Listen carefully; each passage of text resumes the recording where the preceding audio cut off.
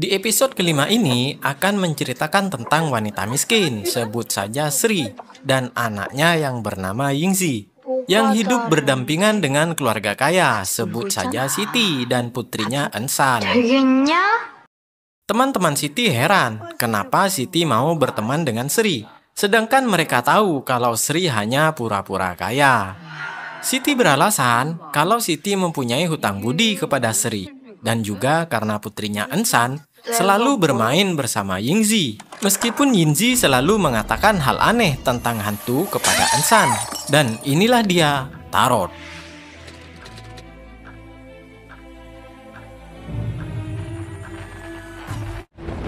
Di awal film, kita akan diperlihatkan Ensan yang tidak bisa tidur karena selalu mendengar suara-suara aneh.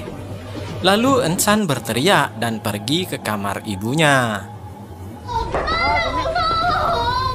Ensan sangat ketakutan, namun ibunya malah memarahinya.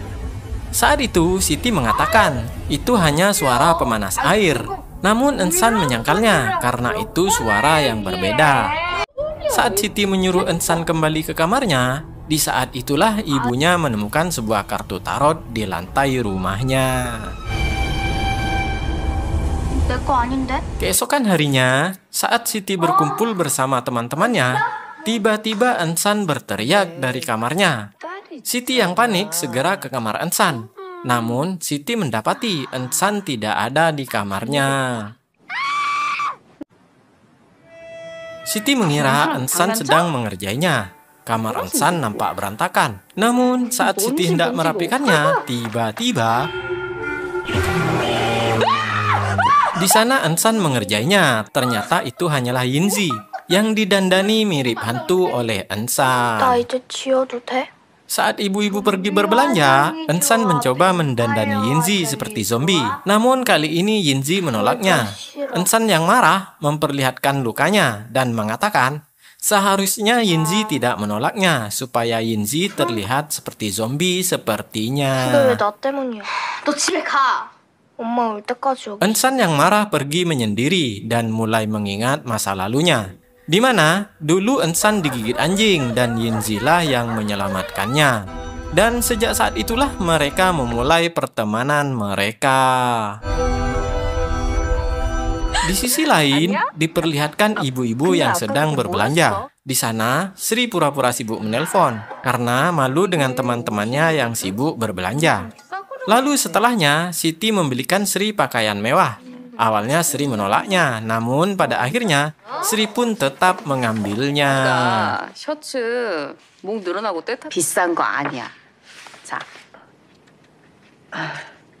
Saat makan siang, teman-teman Siti menanyakan mengapa Siti berteman dengan Sri dan sangat baik kepadanya.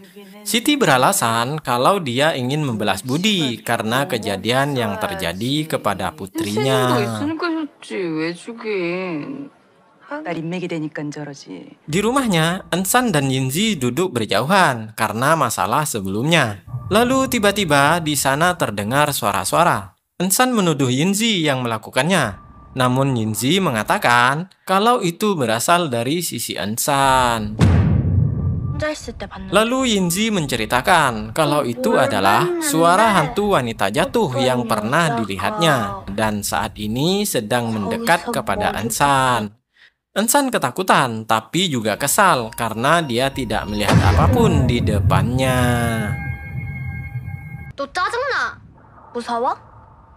Saat ibu mereka pulang, entah apakah maksudnya. Namun Yingzi mengatakan kepada ibunya kalau dia sudah melakukan tugasnya.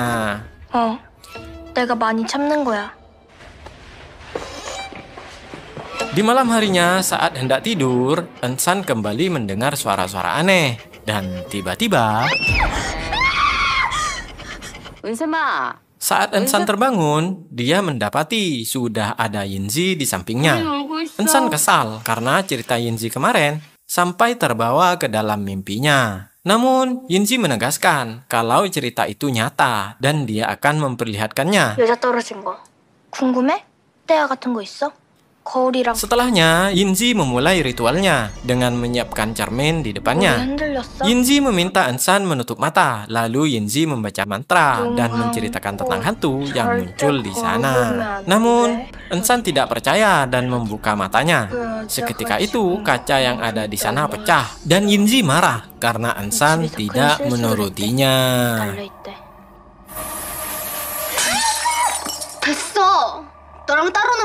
Di sisi lain, para ibu-ibu sedang berkumpul untuk makan bersama. Di sana mereka berencana mempermalukan Sri, dan mereka meminta Siti untuk tidak menghalangi rencana mereka.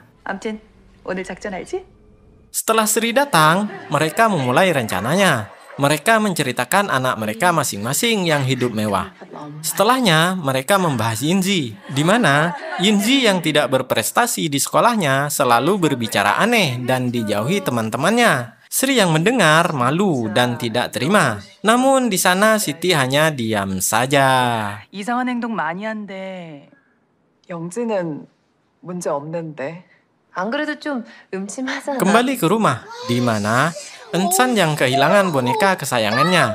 Ensan menuduh Yinzi mencurinya. Yinzi menyangkalnya, lalu Ensan mengatakan kalau sejak mereka berteman, Ensan selalu mendengar suara aneh di rumahnya. Dan kemudian Ensan menuduh ibu Yinzi lah yang mencuri bonekanya. 나는 안 가져갔다니까. 네가 더 찾아봐. 방에서 이상한 소리 들리고.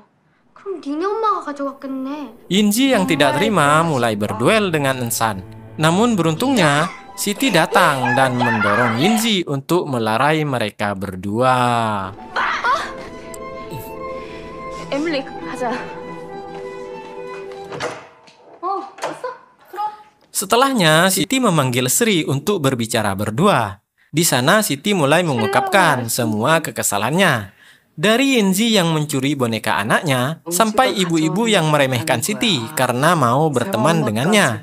Namun, saat Sri mulai menangis karena dihina, tiba-tiba saja Siti tertawa bahagia.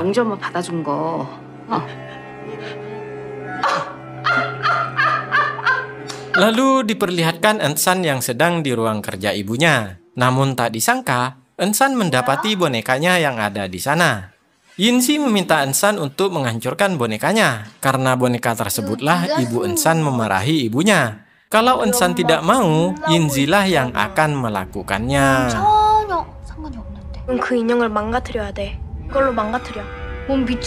Jadi sebenarnya, semua kejadian sebelumnya adalah rencana teman Siti. Karena saat itu Sri ulang tahun, dan mereka mengerjainya untuk merayakannya.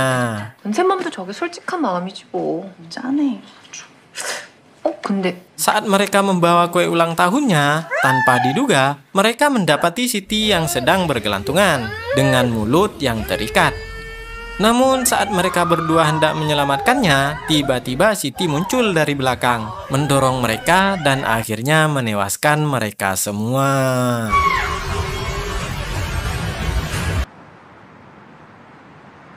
Setelahnya, Yinzi datang menenangkan ibunya, dan di sana terlihat pisau dan boneka yang sudah berlumuran darah. Di akhir episode, diperlihatkan Yinzi dan ibunya yang sedang berada di taman. Lalu mereka mulai melepaskan anjingnya untuk menemukan target selanjutnya.